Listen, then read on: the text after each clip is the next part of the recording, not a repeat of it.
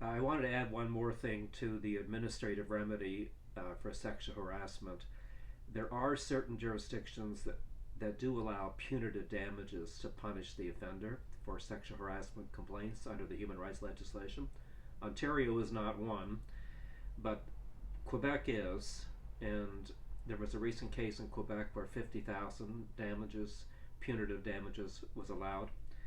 Manitoba allows a claim for punitive damages of $5,000 against an individual and $25,000 against a corporation.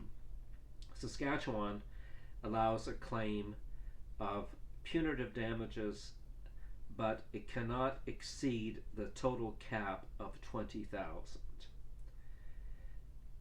Canada allows, as I mentioned, I believe previously, 20,000 cap for compensatory damages for hurt feelings, and a further 20 if the action is basically nasty, which most sexual harassment complaints are.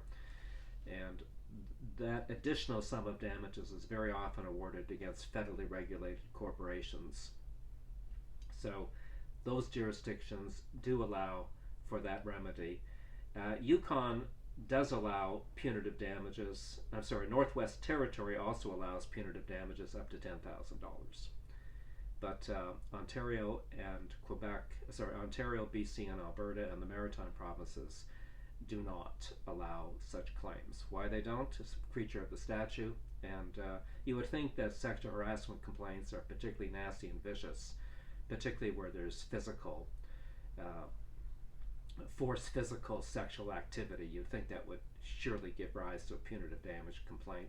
But to get those in those three jurisdictions, get that award in those jurisdictions, you have to sue civilly, which is what I'll discuss next.